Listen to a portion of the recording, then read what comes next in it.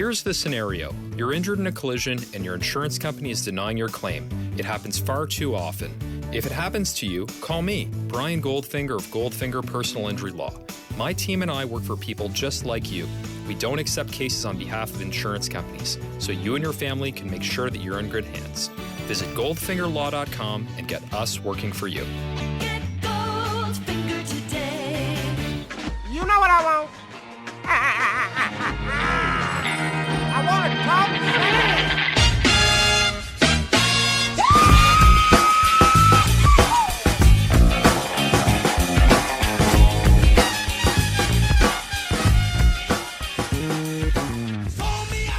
Hello and welcome to the Raptors Reaction Podcast. I'm your host, Samson Folk, and today detailing for you the Raptors' latest win over the Orlando Magic, 105-94, moving them to 3-1 on the season in which they are the defending NBA champions. A great game to watch, lots to like, and there's always been this kind of synergy with the Raptors and the Magic since the playoffs of last year. It's a short time, but I feel like the two teams are intimately involved. Both fandoms, I think, have a bit of not a distaste, but a like to each other. There's a lot of warm feelings, I think, towards Siakam and Van Vliet and Lowry from Orlando fans, and I think Raptors fans generally have a lot of liking towards guys like Fultz or Isaac, and maybe that's just my own worldview taking over there, but I do think that I see a lot of the talk around these two teams, and I do see a lot of shared feelings of enjoyment of the other's teams. But either way, it was a great game to watch. It started out, as most games do, with a Kyle Lowry triple. These days, he has come out shooting the ball like crazy this season, and it was no different in this one. He was ready to hoist him up early, maybe due to the fact that a lot of the lead guard duties, the ball handling and initiation, at least for the start of games, has been handed over to Fred VanVleet, and that has freed up Lowry at the start of games to act as a gunner rather than a facilitator, and Fred VanVleet has moved into that role of facilitator really nicely in my eyes, and that was something we saw at the start of the game as well. On the other side of the floor, Jonathan Isaac responded in kind with his own, and that was a precursor to how he was going to play the whole game. I think he had 4 triples. He was a monster defensively, and he was a big part of what the Magic were doing this whole game. He was pretty much the key to how the Magic got back into this game after the Raptors' dominant early start. And during that early start, basically what was happening was the Raptors played unconscionable defense. They were fantastic. The synergy they had moving as a unit, taking over the rotations, moving as a team, like it was all one amoebic and fluid organism, let's say. And they were getting to all the shots that the Magic were putting up. They completely sealed away the inside of the paint.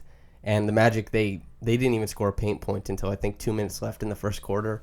Big shout out to Marcus All, how he started the game. Nikola Vucevic was he was nowhere to be found in this game. Marcus All erased him, as did OG Anunoby with Aaron Gordon. It was terrific to watch these two. And Serge Ibaka, of course, did a great job dealing with Mo Bamba and Vucevic when their paths did cross. So that was great to see. The defense started off so strong. On the other side, like I said, Lowry was potent and explosive. He did a really good job kicking off the game. Siakam, likewise, this was one of those games where we constantly see Siakam recalibrating and during the game understanding how the defense is playing him and trying to play Siakam to his weaknesses and Siakam playing off of that and still trying to get to his strengths anyway. And at the start of this game, he was sharp as hell. There was a lot of great movement for the Raptors offense. We're talking Van Vliet, drive and dish, Lowry, drive and dish, on the same possession. And with that possession ending with an OG Anunoby triple or Siakam triple, all of which was going in at a really high rate. That didn't last all game, of course, but for the Raptors early on, in the first quarter, the story of the first quarter basically is the Raptors moved the ball incredibly well on offense. They shot the ball really well. And they defended like hell. OG Anunoby, his defense was the biggest thing that I picked up on this one. It was Aaron Gordon was getting possessions. They were trying to let him go at OG Anunoby. And the biggest thing I noticed right away is that Aaron Gordon, he likes to go downhill on the pick and roll. OG Anunoby did a fantastic job of funneling him into the help defense. He didn't let Gordon put him in jail. He always got the angle and always pushed him to his weak hand if he had any type of edge, or pushed him straight into Marc Gasol as OG Anunoby faded back and took away the pocket pass. It was fantastic pick and roll defense. It was the best I've seen OG Anunoby in the pick and roll. Of course, you saw in this game, if you watched this game or if you didn't, OG Anunoby flashed far more than just pick and roll defense. He flashed help side defense that was sterling. He flashed overwhelmingly intense above the break defense, just locking guys in his knees, swiping away at the ball, getting steals. I believe he had 5 tonight. It was a masterclass from him defensively and in all the different facets of defense. It wasn't just what we're used to seeing where it's OG Anunoby playing really intimidating and overwhelming one-on-one defense. He was very cohesive in the Raptors' defensive 5-man unit, and that was very, very encouraging to see. Really, really awesome. The second quarter, I think the three-point variance swung a little bit. I know the Magic broke off a 9-0 run, and that was just, the Raptors shot really well in the first quarter. It wasn't really dropping for them in the second, and for the Magic, they did have some shots go their way. I know there's a lot of Chris Boucher fans who listen to Raptors Republic podcasts and read Raptors Republic, so I will give him some shine. He had just a little bit of time on the floor, but when he was on the floor, his length was decent on defense. He didn't really get any opportunities on offense. But he had a really, really good trap on the sideline in the pick and roll. He got Terrence Ross to throw the ball away, and it was a really, really well-timed trap, and his length completely overwhelmed Ross on the sideline, and that's his little shiny piece of this game, and it was a really nice trap. Otherwise, he had a tough time fitting in this game, and there's still growing to do, which could be this season, of course, so keep an eye on that going forward, but it was a nice trap, and I like to see that. The second quarter, especially for the Magic, went well, mostly because of the Magic's ability to transition the game from a faster-paced one into a way slower-paced game, and that does favor the Magic because it lets their length and their ability to defend kind of take over and leave their stamp on the game, if you know what I mean. The Raptors have guards like Van Vliet and Lowry who are geniuses on the fast break, and Siakam as well. OG Anunoby had a great fast break game as far as I'm concerned as well, but the Magic did get them to slow down. There were a lot of fruitless possessions, specifically for Fred Van Vliet. This is a tough Magic team for him to really leave his mark against. We saw it against the Philadelphia 76ers. I talked about this on the latest weekly podcast with Vivek Jacob.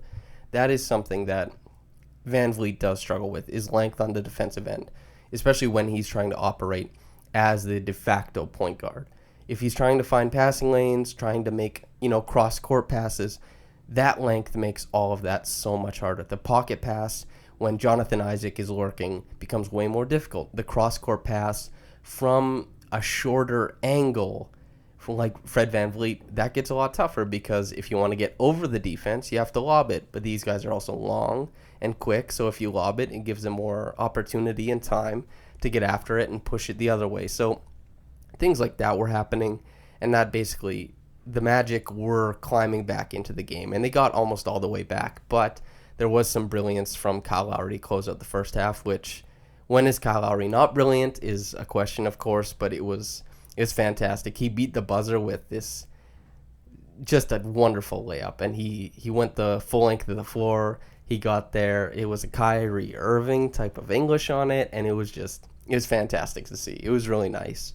The third quarter this game was played in, the first and third were in the Raptors' favor, second and fourth in the Magic's favor. It just kind of happened to break that way, and the third was really good for the Raptors. They started hitting more shots. Ibaka had a nice little punchy 6 or 7 minute stint. Gasol hit a 3. Siakam was dialing it up. Kyle Lowry still working really well. OG Anunoby as well. Just everything was clicking once again, and it was the story of the game was first quarter for the Raptors, second quarter for the Magic, third quarter for the Raptors, fourth quarter for the Magic. And the fourth quarter is a big part of this game, and it's one I want to talk about. Was something has happened, I think, early on, is that having one of Siakam and Lowry on the floor seems almost a necessity. And that is not shade at Fred Van Vliet. It's just tough to create if it's just Fred Van Vliet plus others on the floor, especially against a defense that will probably be well, I would say, will guaranteed be top 5 this year, the Magic defense, and could punch as high as first overall, and will probably be top 3. They're really good defensively. And the Magic went to Jonathan Isaac at center that completely, it nullified everything the Raptors were doing on offense in the early fourth until probably the 4-minute mark.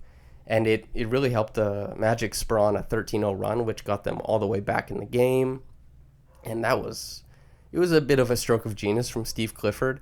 However, the Raptors did eventually figure it out. You had Kyle Lowry finally put Jonathan Isaac in the pick and roll. And Jonathan Isaac is a great defender, but he's generally playing on the wing, playing help side. He's not usually put in the pick and roll as the big man, so Kyle Lowry was able to mix it up from there. And Kyle Lowry and Pascal Siakam, they closed this game out, man. They did a fantastic job. It was kind of scary down the stretch there for a second. You know, Pascal Siakam, he got called for kind of it looked like it wasn't really a foul, but a foul against DJ Augustin when he was pressing up on him above the break. It looked like Pascal Siakam hedged a screen and then blew up the pick and roll, right? He completely bumped DJ Augustin out to almost half court. And then in slow-mo, it looked like there wasn't even that much contact. It was just DJ Augustin knew he was getting manhandled out there and kind of threw the ball away, and they called a foul. That was was his fourth. And then, right, like 2 plays later, Siakam climbed Isaac's back in what was definitely not a very smart foul at all. It was objectively a bad foul to take. He climbed his back, got his 5th foul with like 4 minutes to go, and you're looking at Siakam, who's had foul trouble in almost every game this year, and you're saying, like, my guy, don't do that. Like, you don't have to push like that. The call on Augustin, I think was tough, and had it just been his 4th, fine, but climbing Isaac's back in an objective, he was objectively boxed out. Like, he was boxed all the way out and then took that foul. You don't want that. But he did end up coming back down. He scored an end one on Isaac, and then there was a play where he steamrolled Jonathan Isaac. And I'm not the one to say whether it was a charge or a block, but there was a lot of contact. Isaac ends up going down, and it seemed like time stopped. Time refused to move on. All the players stopped on offense and defense. The announcers didn't say anything. And then everyone realized that the refs were going to make it like we're going to allow it to play on. And then it played on. But it seemed like time stopped there. And maybe that was the first time we've seen Pascal get the benefit, because it did look like an offensive foul. He did flatten Isaac.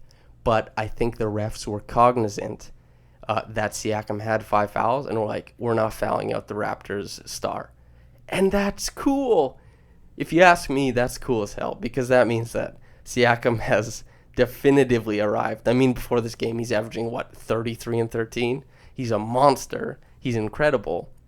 But also, he's getting those types of calls or non-calls, like the LeBron flatten a guy, no offensive foul, and go up, that type of thing. And it's a cool progression to see for Pascal. And I bet he was happy they didn't make the call either. I kind of want to talk about Marquel Fultz. It was interesting in this game. And yes, I'm talking about Marquel Fultz because I adore him and I think he's a fantastic player. The Magic were better with him running the offense. And maybe that was because his synergy with players who aren't Vucevic is better than DJ Augustin. And it just so happens that DJ Augustin happens to make most of his money based on his camaraderie and acumen working in the pick and roll with Vucevic. Vucevic was erased from this game. Basically, I think he went 1 of 13. He played like 22 minutes. It wasn't there for him. And DJ Augustin's game wasn't there either. You can definitely credit the Raptors defense for that. Both, making it tough on Augustin and making it tough on Vucevic. And credit Marquel Fultz for being, despite not having a great jump shot, but working around and through the Raptors defense a lot of times. He did get wild a lot, but he showed a lot of unique playmaking skills. His ability to get to the rim was definitely something that the Magic needed. And that was, I thought him and Isaac were the bright spots of the Magic in that one. And they dragged the Magic through that. And mostly Isaac, because Isaac's defense was transcendent. Really, he was fantastic. He guarded 2 through 5 at an all-NBA level each position. You know what I mean? He was so good. His help side defense, so good. And his above-the-break defense, so good. His man-on-man defense, so good. Like, making things tough on Pascal Siakam, who has been one of the best players in the league so far this year. And not only that, but Isaac, he had 24 on the other end. He shot 7 of 10. He was 5 of 7 from downtown. Like, the guy killed it. He did a fantastic job, and that was really cool to see. The Magic threw out a lot of 3-guard lineups too. They were trying everything. Steve Clifford realized that Vucevic wasn't getting it done, so he was kind of seeing what would stick. What did end up sticking was that lineup with Isaac at center at the end of it all, but during the game there was a lot of Augustine, Fultz, and Michael Carter-Williams trying it out, seeing how that would work. And, credit Clifford for seeing how everything would go and eventually getting something to stick. But, the Raptors on the back of OG Anunoby, Pascal Siakam, Kyle Lowry, they closed it out. They did a fantastic job. And maybe to shine a light on OG Anunoby, he is the winner of the Reggie Evans Award. That was one of my favorite games to watch of OG Anunoby, and it's cool to see him stack this on top of the Bulls game, a Bulls game in which he was so good, and this game he was so good. It's just, he's mixing together the things that he's good at so well. They're not coming separate. It's all coming as one package every single game so far this year, and man, he's looked great. And I know we were all excited about him in his rookie year, and he was playing good man-on-man defense. He was hitting shots from the corner. But this year, it's a step up in every regard, it seems like. Of course, shooting, if he's going to try and recreate 37% from downtown, that's great. But as far as the passing, the defense, the cutting on offense, his awareness on both ends of the floor, he has been very, very good. And he was everywhere tonight, the same way he was everywhere against the Bulls. He's playing great help side defense. He's playing great at the back end of the defense. He's playing great at the front end of the defense. And he was everywhere. He also helped out on the boards once again. He had 8 defensive rebounds in a game where the Raptors, I think they won the rebounding battle. And the Raptors have been struggling rebounding the ball lately against a big team like the Magic. 8 defensive rebounds, that's huge from OG Anunoby as far as I'm concerned. The Mitchell Robinson Award for tonight, there is none. I don't think there was anything particularly villainous that happened tonight, and I think I'm fine not handing out the Mitchell Robinson Award, honestly, because the instance that did give birth to this award, Mitchell Robinson carelessly running down Kyle Lowry getting hurt off of that, I don't like having a recreation of that moment or anything that is an analog of that moment, so I'm quite pleased at that. The top quick reaction comment right now is Clipse. He says, I don't want to be the one to say it, but F the refs again. I don't agree with that. I don't know how, I have no idea how you watch that game and complain about the refs. I don't know, man. I thought it was a good game, and the Magic, that's what they make their money. Their team gets their wins based on their defense and their ability to defend, and especially last year, defend without fouling. And I don't think that there's a conspiracy for the Magic, the Orlando Magic, to be a defensive juggernaut who will never get called for fouls or something like that. I think the Magic, they earn it. They play good defense, and I don't know. I don't think the refs had any impact on that game. I think both teams played well. I think the Raptors were the better team. That was evident throughout, and it doesn't always have to be the refs. And I think it rarely is. The Raptors, they won the chip last year, guys. Like, maybe the conspiracy is over at this point. They won it all. And, that's how I feel about that. But regardless, we all have our opinions. If you don't like the refs, that's cool. Do your thing. For me, I don't think the refs had any missteps in this one. It's just, that's how it is. Just a good basketball game. I enjoyed watching, definitely. Thought the Raptors played well. Thought it was a good game. Really good defensive game from both teams, so that was fun to watch. And yeah, just thought it was a good game. Have no negative thoughts after that one. Maybe for you, Clipse, the Mitchell Robinson Award can go to the refs, though. And that's okay. For me, though, this is the end of the podcast. I hope you enjoyed listening, and the Raptors will keep going. It's going to be the Pistons on Wednesday. That's October 30th, 7:30 Eastern. And, the Raptors will look to finally beat Dwayne Casey. I think they will, and they'll want to move to 4-1 on the season. Once again, I think they will. So look forward to that. I'll be with you after that game. If you haven't listened to the weekly podcast, I did it with Vivek Jacob. Just came out today as well this morning. So if you want to listen to more stuff, you can listen to that. Whether you're listening to this in the morning or at night, have a blessed day and goodbye.